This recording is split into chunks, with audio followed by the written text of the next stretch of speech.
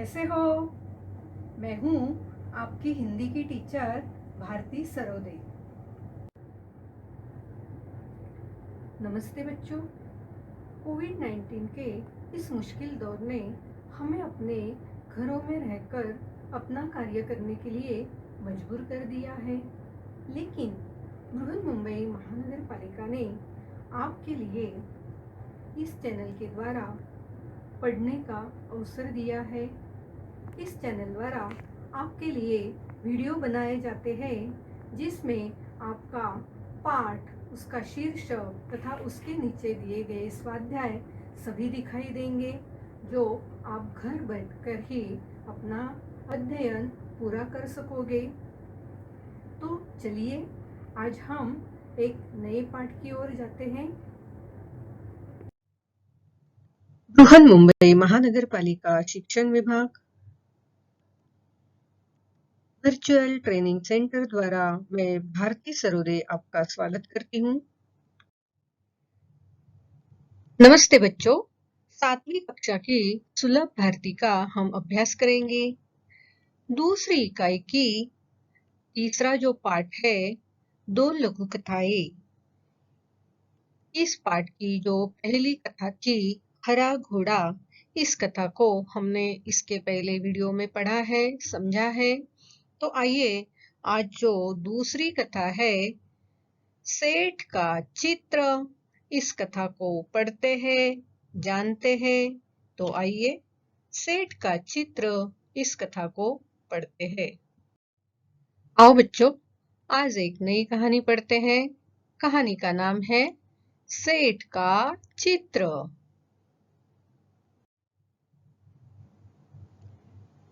आओ बच्चों, आज हम सेठ का चित्र, इस कहानी को पढ़ते हैं।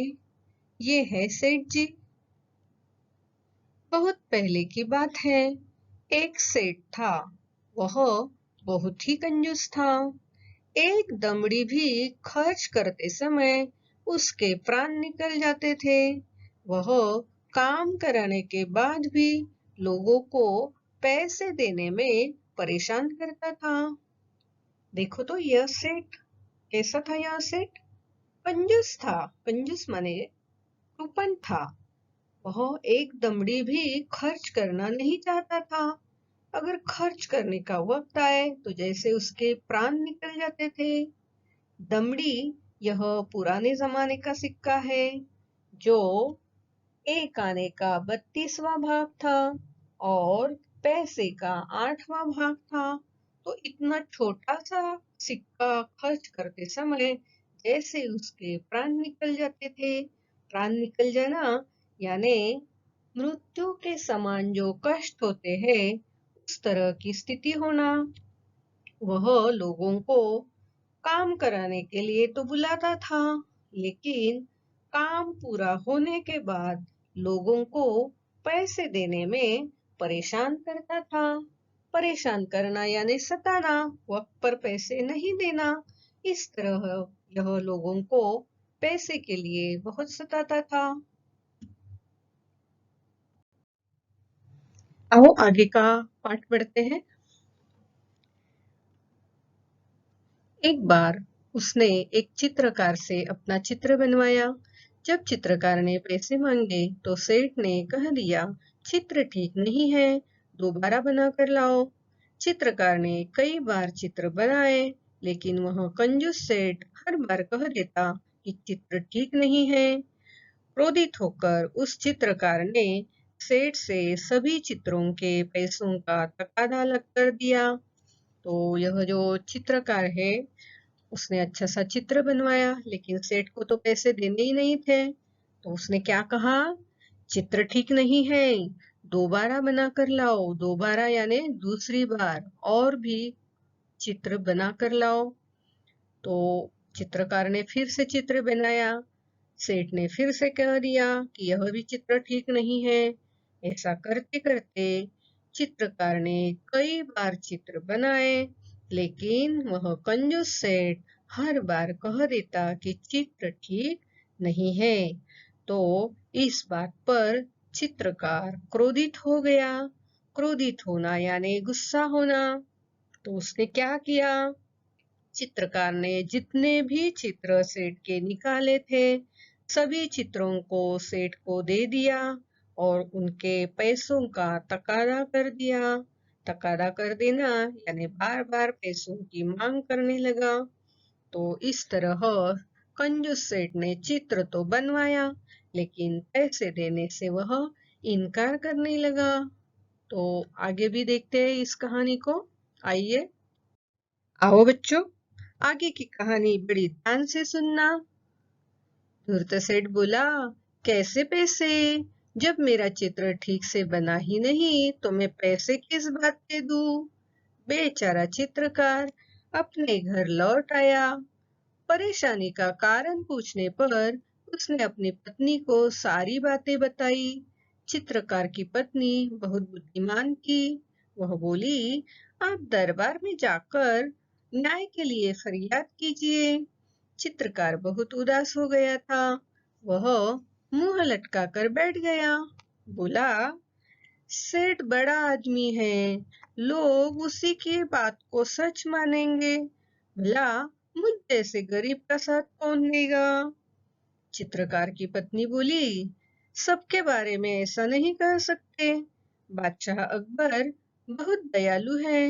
वे भले ही पढ़े लिखे नहीं हैं, परंतु बड़े बुद्धिमान हैं। उनकी सहायता के लिए दरबार में 9 रत्न हैं। आप वहां जाइए, आपको न्याय जरूर मिलेगा। तो देखिए, ये जो धूर्त सेठ है, धूर्त यानी चालाक, ये चालाक सेठ क्या कह रहा था चित्रकार को कि मेरा चित्र जो ठीक बना ही नहीं तो मैं पैसे क्यों दूं?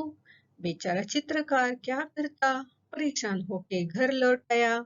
उसे परेशान देखकर, परेशानी यानी चिंता, तो परेशान देखकर उसकी पत्नी ने पूछा। तो उसने पहले से अब तक सारी बातें पत्नी को बता दी। ये जो चित्रकार की पत्नी थी, बहुत बुद्धिमान थी, होशियार थी, चतुर थी। वह बोली, आप दरबार में जाकर न्याय के लिए फरियाद कीजिए। फरियाद करना यानी याचना करना, प्रार्थना करना या तकरार करना। चित्रकार तो बहुत ही उदास हो गया था। उदास यानी खिन्न हो गया था, नाखुश था। तो वह एक कोने में मुंह लटका कर बैठ गया। मुंह लटका कर बैठना यानी उदास होकर बैठना। और वो बोला क्या? सेठ तो बड़ा आदमी है और लोग उसी के बात को सच मानेंगे। भला मुझ जैसे गरीब का साथ कौन देगा? तभी चित्रकार की पत्नी क्या बोली उसे, सबके बारे में ऐसा तो नहीं कह सकते। बादशाह अकबर बड़ा दयालु है। वे भले ही पढ़े लिखे नहीं हैं, परंतु बड़े बुद्धिमान हैं। उनकी सहायता के लिए दरबार में 9 रत्न है। अगर आप वहां गए तो आपको जरूर न्याय मिलेगा और सेठ से जरूर वो आपको पैसे दिलवाएंगे। तो आप वहां जाइए और वहां फरियाद दाखिल कीजिए और जरूर आपको इस काम के पैसे मिल जाएंगे। इस तरह चित्रकार की पत्नी ने। आओ बच्चों, आगे की कहानी बड़ी ध्यान से सुनना। दूसरे दिन चित्रकार बादशाह अकबर के दरबार में गया और पूरा किस्सा सुना दिया। बादशाह अकबर ने चित्रों को लेकर सेठ को दरबार में बुलवा लिया। बादशाह ने सभी चित्रों को गौर से देखकर कहा, तुम्हारे इन चित्रों में क्या कमी है? हुजूर, इनमें से एक भी चित्र हूबहू मेरे चेहरे जैसा नहीं है, सेठ ने कहा। तो देखो, ये चालाक जो सेठ था, धूर्त सेठ था, वो आगे क्या करता है। तो जब दूसरे दिन चित्रकार अपनी पत्नी की बात मानकर अकबर के दरबार में गए और अपना पूरा किस्सा उन्हें सुना दिया, तो बादशाह अकबर ने उस सेठ को सारे चित्रों के साथ दरबार में उपस्थित रहने के लिए बुलवा लिया है। बादशाह ने सभी चित्रों को गौर से देखा। गौर से देखना यानी बड़ी ध्यान से देखना। तो उन्होंने सारे चित्रों को बड़े ध्यान से देखा, गौर से देखा और सेठ से पूछा, तुम्हारे इन चित्रों में क्या कमी है? तो सेठ क्या बोला, हुजूर, इनमें से एक भी चित्र हूबहू मेरे चेहरे जैसा नहीं है।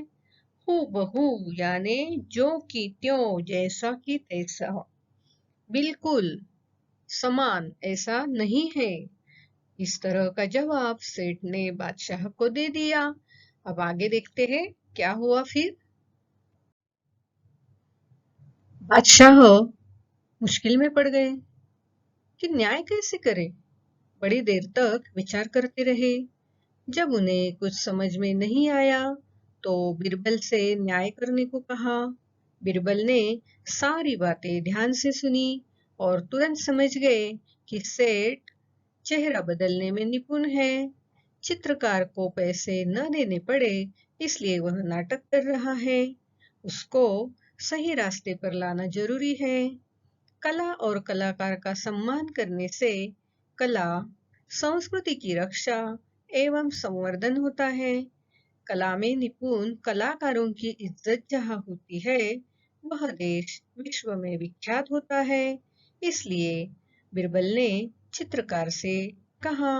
तो देखते हैं कि जब सारे चित्र बादशाह ने देखे तो वह बहुत ही सुंदर थे, बहुत हूबहू निकाले थे। और सेठ तो कह रहा था कि यह चित्र ठीक नहीं है। तो बादशाह बड़े मुश्किल में पड़ गए कि न्याय करे तो कैसे करे। वो इस बात पर बड़ी देर तक विचार करते रहे लेकिन उनकी समझ में कुछ नहीं आ रहा था। तो उन्होंने बिरबल को न्याय करने को कहा। बिरबल ने भी चित्रकार की सारी बातें ध्यान से सुनी और वो तुरंत समझ गए कि यह जो सेठ है यह चेहरा बदलने में निपुण है। निपुण यानी होशियार है, वह चतुर है, कुशल है। अभी एक चेहरा बनाते हैं तो दूसरी वक्त दूसरा चेहरा बनाते हैं। इस तरह चेहरा बनाने में वह निपुण है।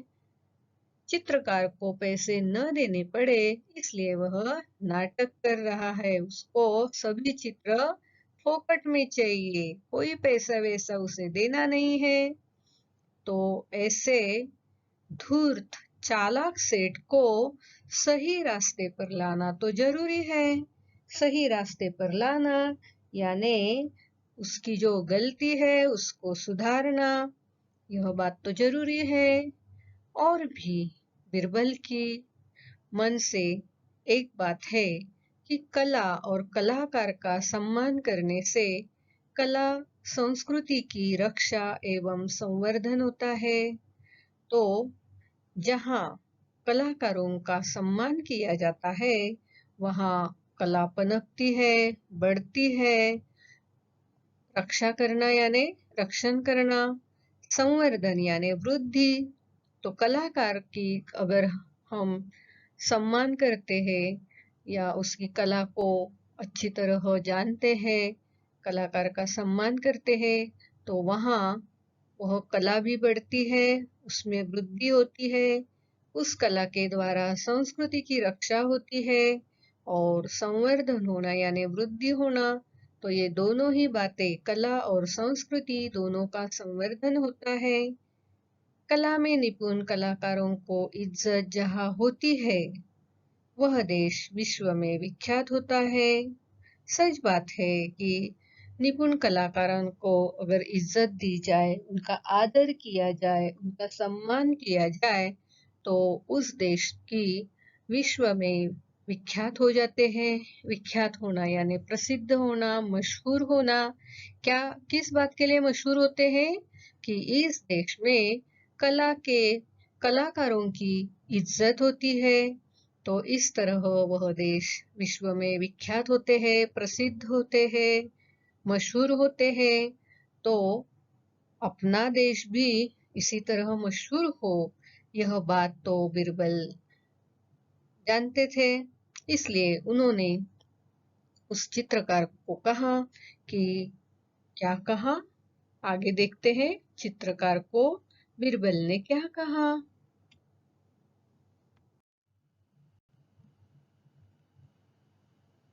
तुम्हारे चित्रों में सचमुच बहुत कमियां हैं। 3 दिन बाद इस सेट का हूबहू चित्र बनाकर दरबार में ले आना। तुम्हें पैसे मिल जाएंगे और सेठ, तुम भी दरबार में आकर चित्रकार को पैसे दे देना। सेठ घर चला गया। बीरबल ने चित्रकार से कहा, 3 दिन बाद तुम दरबार में एक बड़ा सा दर्पण लेकर उपस्थित हो जाना। देखो तो, बीरबल अब न्याय करने लगे हैं। उन्होंने चित्रकार से क्या कहा पहले? अरे हाँ, तुम्हारे इन चित्रों में सचमुच बहुत ही कमियां हैं। कमियां हैं, कुछ तो कम है, ठीक नहीं है। तो तुम क्या करना अभी? 3 दिन के बाद इस सेठ का हूबहू चित्र बनाकर दरबार में लाना। कितने दिन के बाद? 3 दिन के बाद। और कैसा चित्र बनाकर लाना? हूबहू, जो का त्यों, जैसे के तैसा, जैसा सेठ दिखता है वैसा ही चित्र बनाकर दरबार में ले आना। तुम्हें फिर पैसे मिल जाएंगे। और सेठ को भी क्या कह दिया? सेठ, तुम भी 3 दिन के बाद दरबार में आकर चित्रकार को पैसे दे देना। अभी यह बात सुनकर सेठ तो घर चला गया। उसके बाद बीरबल ने चित्रकार से कहा, देखो, 3 दिन बाद तुम दरबार में एक बड़ा सा दर्पण लेकर उपस्थित हो जाना। दर्पण यानी आईना। बड़ा सा आईना लेकर तुम 3 दिन के बाद यहाँ आ जाओ। तो इस तरह बीरबल ने क्या कहा? सेठ को और उस चित्रकार को घर भेज दिया। आओ बच्चों, आगे की कहानी पढ़ते हैं। 3 दिन बाद चित्रकार दरबार में आया और सेठ के सामने दर्पण रखकर बोला, सेठ जी, आपका चित्र तैयार है। सेठ अपना प्रतिबिंब देखकर बोला, परंतु यह तो दर्पण है। तो चित्रकार क्या बोला? नहीं नहीं, यही असली चित्र है। बीरबल ने पूछा, सेठ जी, यह तो तुम्हारा ही रूप है ना, है या नहीं? सेठ बोला, जी हाँ। तो देखो बच्चों, 3 दिन के बाद जैसा तय हुआ था, तो सेठ भी आया और चित्रकार भी आया। दरबार में आते ही उस चित्रकार ने सेठ के सामने दर्पण रख दिया और कहा, सेठ जी, आपका चित्र तैयार है। अभी हम भी रोज दर्पण में देखते हैं, तो जैसा हमारा चेहरा है वैसा ही दर्पण में दिखाई देता है। तुम अगर कोई अलग सा भाव चेहरे पर लाओ तो वो भी तुम्हें दर्पण में दिखाई देता है। तो इसी तरह दर्पण में अपना चेहरा देखा, प्रतिबिंब देखा, प्रतिबिंब यानी परछाई। तो सेठ क्या बोला? अरे परंतु यह तो दर्पण है, यहाँ कहाँ मेरा चित्र है? तो चित्रकार क्या बोला? जी, यही आपका असली चित्र है। तो बीरबल ने पूछा, क्यों सेठ जी, यह तो तुम्हारा ही रूप है कि नहीं? तो सेठ क्या बोला? जी हाँ। तो अब क्या हुआ? ये जो सेठ था, वो जो चेहरा बदलने में निपुण था, हर बार अलग अलग चेहरा बनाता था, तो अभी दर्पण के सामने तो वह झूठ नहीं बोल रहा था, झूठ बोल ही नहीं सकता था। तो इस तरह चालाक ये जो सेठ है, इसकी चालाकी बीरबल के समझ में आई और उसने अच्छा सा एक मार्ग उस चित्रकार को बता दिया कि दर्पण लेकर आना। और दर्पण में सेठ जैसा दिखता था वैसा ही प्रतिबिंब उस दर्पण में दिख रहा था। तो सेठ उसे ठुकरा तो नहीं सकता था, इसलिए बीरबल ने इस तरह उस सेठ को बराबर सबक सिखाया।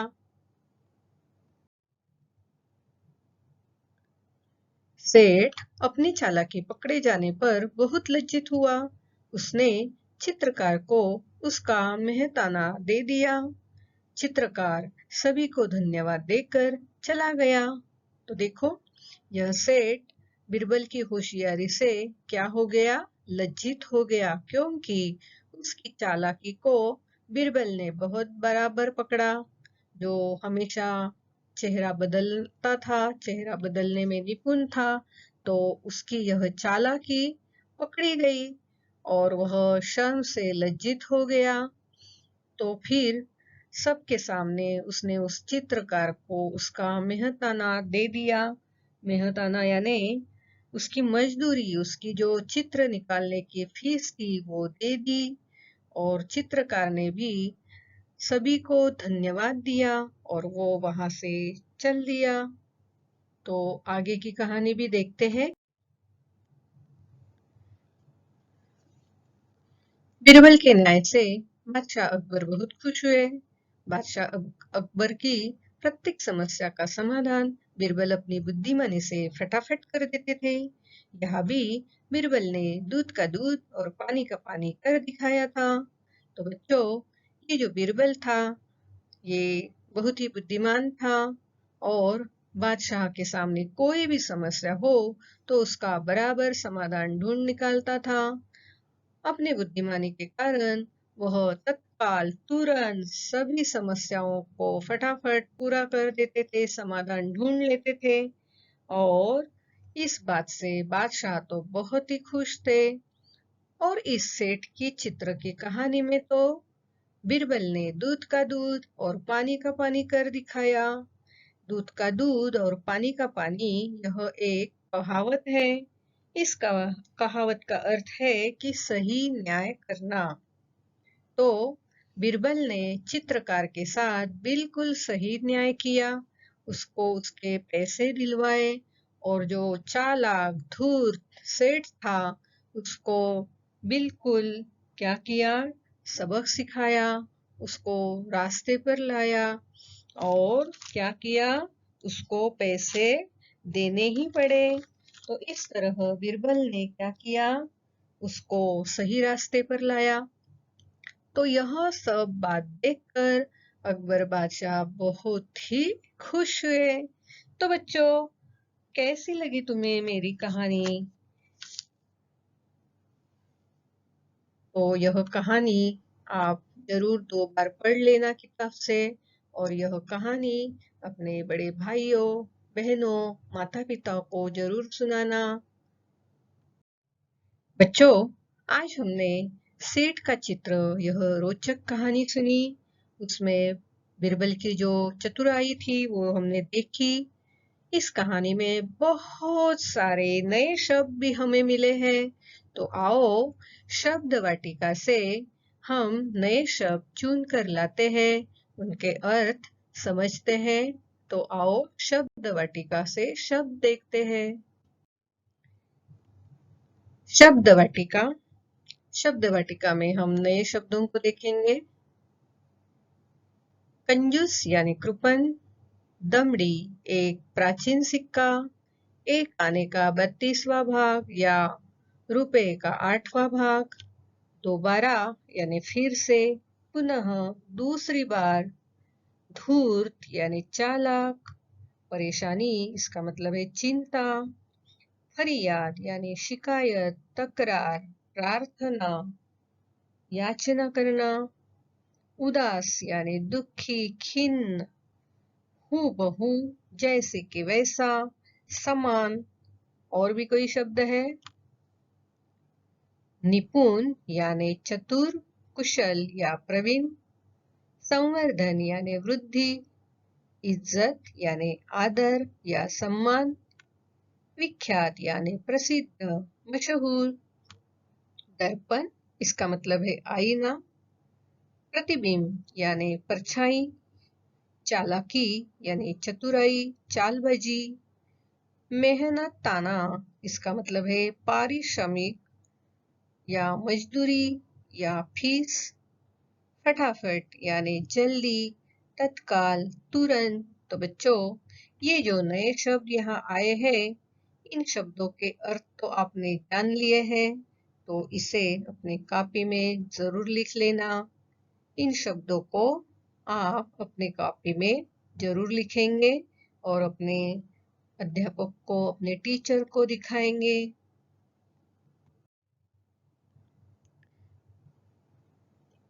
इस पाठ में जो मुहावरे आए हैं वो देखते हैं, उनके अर्थ समझते हैं। प्राण निकलना यानी मृत्यु जैसा कष्ट होना। परेशान करना, इसका मतलब है बहुत सताना। क्रोधित होना यानी गुस्सा होना। टकारा लगाना, इसका मतलब है बार बार मांगना। फरियाद करना यानी शिकायत करना, प्रार्थना करना, याचना करना। मुंह लटका कर बैठना यानी उदास होकर बैठना। गौर से देखना, इसका मतलब है ध्यान से देखना। मुश्किल में पड़ना यानी उलझन में पड़ना।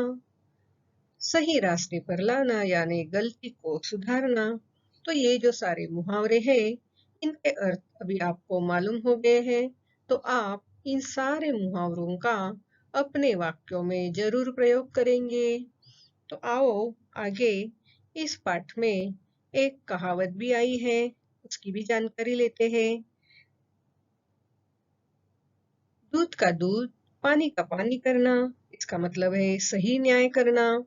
तो ऐसी कुछ कहावतें आप जरूर ढूंढ लेना और इन कहावतों का भी अपने वाक्यों में उपयोग करना। तो बच्चों, चलो आगे देखते हैं। बच्चों, आज हमने दो लघु कथाएं इस शीर्षक के अंतर्गत जो दो कथाएं दी गई थी, उनमें से सेठ का चित्र यह कथा पढ़ी। तो इस कथा को आप घर में 2 बार पढ़ लेना और जरूर यह कथा अपने भाई बहनों को सुनाना। इस दोनों ही कथाओं के आधार पर जो स्वाध्याय दिए गए हैं, जो पाठ के अंतर्गत है या अंत में है, तो उन स्वाध्यायों को हम अगले वीडियो में पूरा करेंगे।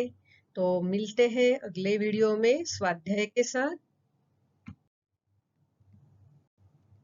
मेरा ये वीडियो आपको पसंद आया होगा तो जरूर लाइक कीजिए, शेयर कीजिए और सब्सक्राइब कीजिए। अपने दोस्तों को भेजिए। बार बार यह वीडियो देखिए।